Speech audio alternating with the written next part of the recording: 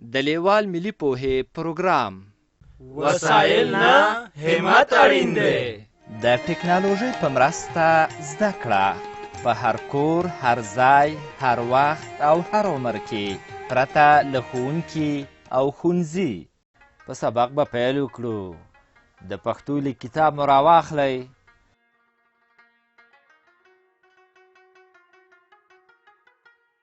زموږ د نن ورځې سبق دی ڼ یا نون. ڼ یا نون د پښتو په تورو کې 20 توری دی چې د نن ورځې په درس کې به یې ووایو. د کتاب 20 مخ راواړوئ. په دغه زرغون رنګي چوکاټ کې دغه په تور رنګ غټ د ڼ توری لیکل شوی دی. دا ګورئ، د هغه شی چې له ښي خوا نه کیڼې خواته د لیندۍ په شکل ځي او بیا بیرته پورته خیږي. دا راښیي چې ڼ توری داسې لیکل کیږي. خو ڼ یو پنډوکی هم لري. د ڼ توري شکل او نوم مو وپېژندل. اوس د ڼ توري په غږ خبرې کوو. اوس دا ګورئ، ڼ توری په کلمه کې څنګه لیکل کیږي. دا ګورئ، ماڼه او ترې لاندې اتڼ لیکل شوی دی. دا ګورئ، د مڼه په نوم کې یو ځلې او د اتڼ په کلمه کې هم یو ځلې د ڼ توری راغلی. د اتڼ په کلمه کې د ڼ توري د غږ شکل په پای کې راغلی دی. لکه اتڼ، لکه ترکاڼ، لکه دڼیا، لکه ګڼل، لکه بڼ. ما څو ځلې کلمه یاده کړه. کلمه څه ته وایي؟ د څو تورو له یو ځای کېدو کلمه جوړیږي. لکه ماڼه. شاباس. اوس مو چې د ڼ د توري غږ پیدا کړ، په دې هم ځان وپوهوئ چې د ڼ توری له نورو تورو سره د تړلو پر وخت په سر، منځ او پای کې شکل بدلوي. د ڼ توری په لیکنه کې 4 ډوله راځي. اول یوازې په خپله، دویم ڼ توری له بل توري سره په سر کې تړلی لکه د دڼیا په کلمه کې. دریم ڼ توری له بل توري سره په منځ کې تړلی لکه د ګڼل په کلمه کې. څلورم ڼ توری له بل توري سره په پای کې تړلی لکه د بڼ په کلمه کې. اوس دا ګورئ، ڼ توری په کلمه کې څنګه لیکل کیږي. دا ګورئ، ماڼه او ترې لاندې اتڼ لیکل شوی دی. دا ګورئ، د ماڼه په کلمه کې یو ځلې د ڼ توری په منځ کې د ما او هل تورو سره تړلی راغلی دی. د اتڼ کلمه کې هم یو ځلې د ڼ توری په پای کې د تل توري سره تړلی راغلی. ګورئ، دا بل زرغون رنګي چوکاټ کې ماڼه رسم شوې ده. پوهیږئ چې ماڼه یې ولې رسم کړې ده؟ اندېښنه مه کوئ، زه یې درته وایم. دا د دې لپاره چې د ماڼې انځور مو په ذهن کې ښه ځای ونیسي او په تورو د ماڼه د کلمې لیکل یاد کړئ. د ماڼه کلمه له 3 تورو جوړه ده. م، ڼ، ح توري چې سره یو ځای شي نو ماڼه لوستل کیږي. که م، ڼ، ح توري پیوسته وویل شي د ماڼه کلمې ته یې غږ نږدې کیږي. د اتڼ کلمه له 3 تورو نه جوړه شوې ده. اتڼ. د مڼه او اتڼ په کلمو کې مو د ڼ توري لیکل ولیدل. اوس به د ڼ توري د سبق نورو برخو ته راشو. دا سور چوکاټ وینئ چې پکې لیکل شوي دي د ڼ کارونه په جمله کې. ښه نو، تاسې غواړئ د جملې په معنا ځان پوه کړئ. د جملې په معنا مو پوهوم. ښه ورته ځیر شئ. جمله د یو څو کلمو یو ځای کولو ته وایي. لکه دا مڼه ده. اوس لاندې دا تور چوکاټ وګورئ. په دې تور چوکاټ کې په شنه رنګ لیکل شوي دواړه جملې دي چې په هره کلمه کې د ڼ توري کارونه په سره رنګ روښانه شوي.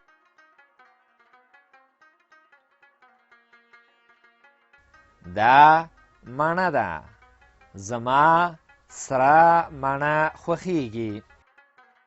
اوس په همدې تور چوکاټ کې په سپین رنګ همدا جملې بیا لیکل شوي دي، خو یو توپیر یا فرق پکې ښکاري. که رښتیا پوه شوي یاست دا توپیر یې ماته وښیئ.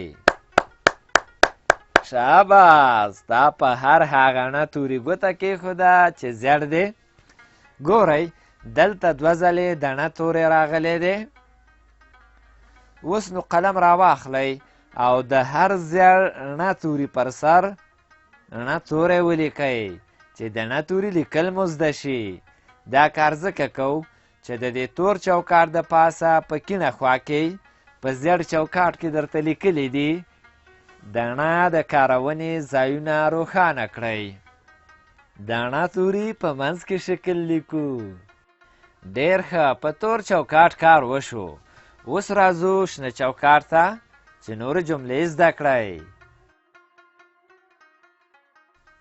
اتڼ د افغانانو ملي دود دی. افغانان له اتڼ سره مینه لري.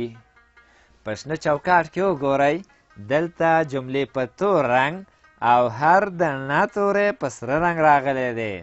اوس په همدې شنه چوکاټ کې په سپین رنګ همدا جملې بیا لیکل شوي دي. دا ځل مو هم د نښې منځ وویشت. په هر هغه نه توري مو قلم کېښود چې زیړ رنګ لري.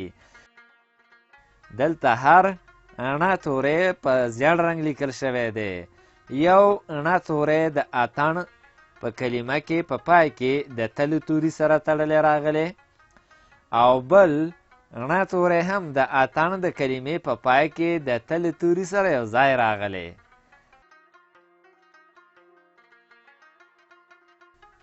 اتڼ د افغانانو ملي دود دی. او دویمه جمله داسې ویل کیږي افغانان له اتڼ سره مینه لري. اوس قلم راواخلئ دا په سپین او زیړ رنګ چې اتڼ د افغانانو ملي دود دی لیکل شوي پر سر یې ولیکئ چې لیک مو زده شي. او همدارنګه افغانان له اتڼ سره مینه لري د جملې په سر ولیکئ.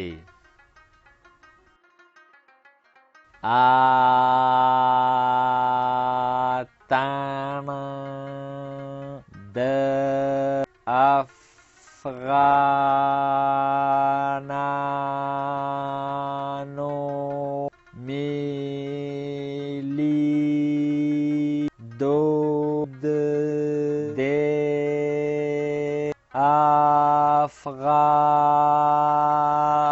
افغانان له اتڼ سره مینه لري. اوس به راشو سره چوکاټ ته. دا پورتنۍ ټولې جملې پکې راوړي دي. دا مڼه ده. زما سره مڼه خوښیږي. اتڼ د افغانانو ملي دود دی. افغانان له اتڼ سره مینه لري. د همدې جملو ترڅنګ یې بیرته همدا جملې لیکلي دي، خو توپیر یې دا دی چې په هر شنه او تور چوکاټ کې هر رڼه توری په مختلفو رنګونو راغلی دی، خو په دې سره چوکاټ کې ټول توري په سپین رنګ لیکل شوي دي. اوس نو قلم راواخلئ د دې سپینو جملو پر سر ولیکئ چې لیکل مو زده شي. که زده مو نه وي نو دا سبق له ځانونو سره بیا بیا واورئ. دا مڼه ده. زما سره مڼه خوښیږي.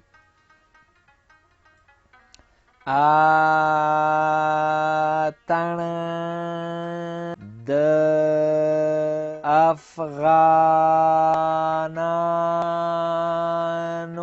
ملی دود دی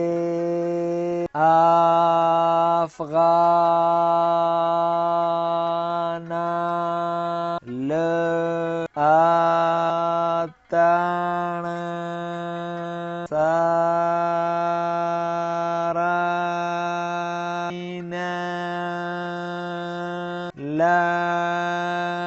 لري. تر سره چوکاټ لاندې خړ چوکاټ ته راځو. د خړ چوکاټ په سر کې د لاس او قلم نښې او د تمرین کلمه ګورئ چې په سره رنګ لیکل شوې ده. ورخطا کېږئ ما د تمرین په معنا مو هم پوهوم. د یوه کار بیا بیا کولو ته تمرین وایي. په تمرین سبق ښه یادیږي. که تاسې د یو شي نوم یو ځلې واورئ کیدای شي لږ وخت وروسته درنه هیر شي، خو که څو ځلې یې واورئ بیا مو په یاد کې ښه پاتې کیږي. اوس چې د تمرین په معنا پوه شوئ راځئ چې تمرین وکړو. تر تمرین لاندې په ټکو ټکو باندې څو ځله د اڼه توری لیکل شوی دی. د دې هر یو اڼه توري د پاسه اڼه توری ولیکئ. کله مو چې هر اڼه توری ولیکه کیڼې خواته ځیر شئ. څلور جملې په ټکي ټکي خط لیکل شوي دي. د هر یوې جملې د پاسه هم لیکل وکړئ چې دا ټولې جملې مو په یاد کې پاتې شي. دا مڼه ده. زما سره مڼه خوښیږي. اتڼ د افغانانو ملي دود دی. افغانان له اتڼ سره مینه لري. بیا پام دې خړ چوکاټ کې دوه کرښې ګورئ. زه پوه شوم چې اوس زده کړه شوي یاست. دلته اوس په شنه کرښه د یوازې اڼه توري تمرین وکړئ. د اڼه توري یوازې شکل لیکو او په سره کرښه د بل توري سره د تړلي اڼه توري تمرین وکړئ. په زیړه کرښه دا مڼه ده ولیکئ او په توره کرښه اتڼ د افغانانو ملي دود دی ولیکئ. د اڼه توري یوازې شکل لیکو.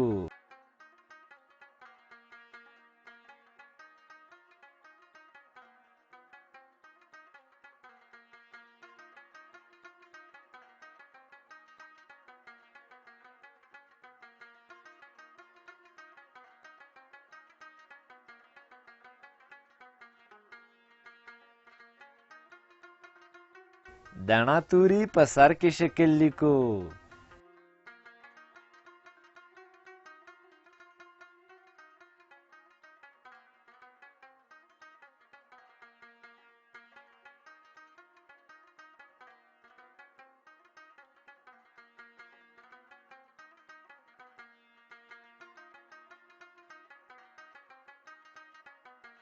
د اڼه توري په منځ کې شکل لیکو.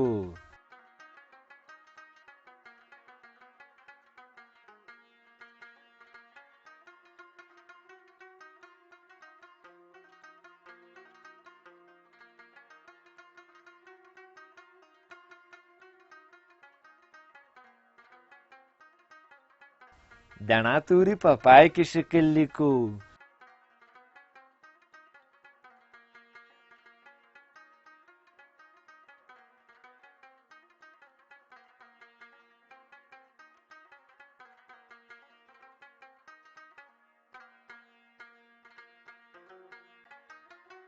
دا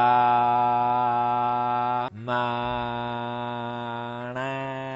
ده زما سره مڼه خوښیږي.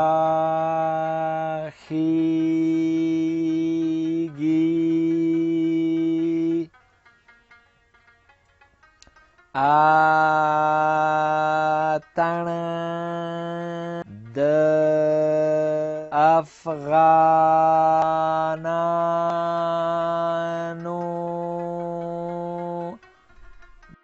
ملي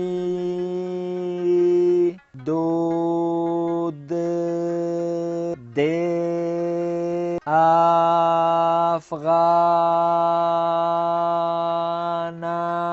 افغانان ل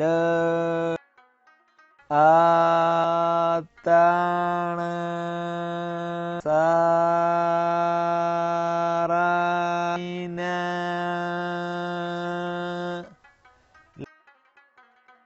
لاری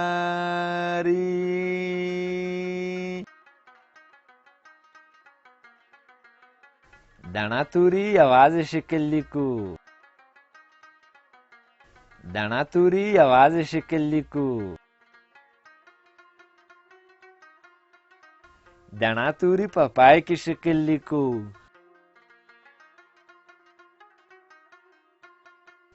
دانا توری په پای کې شکل لیکو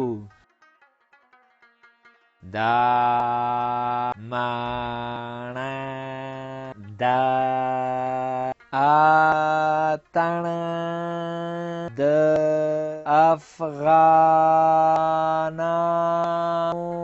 ملي دود دی په دې لوست کې مو زده کړل د لیک په وخت کې دانا توری کارونه لکه ترکاڼ دانیا ګڼل باڼه یوازې داسې لیکل کیږي له نورو تورو سره ګډ په سر منځ او پای کې داسې لیکل کیږي کلمې مو زده کړې مانا اتڼ ترکاڼ دانیا ګڼل بڼ مانا زما سره خوښیږي افغانان ملی دود مینه لري کارونه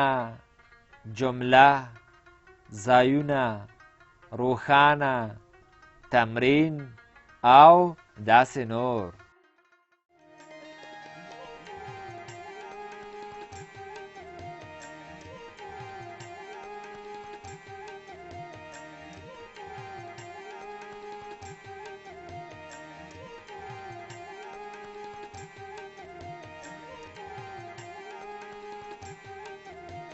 له دې ویډیو سره د لیک کتاب په زده کړه کې ډیره مرسته کوي د کتاب ترلاسي لپاره پته ده lls@leval.com 003 280 د نورو معلوماتو لپاره لیوال د لرې ښوونځي تګلاره وګورئ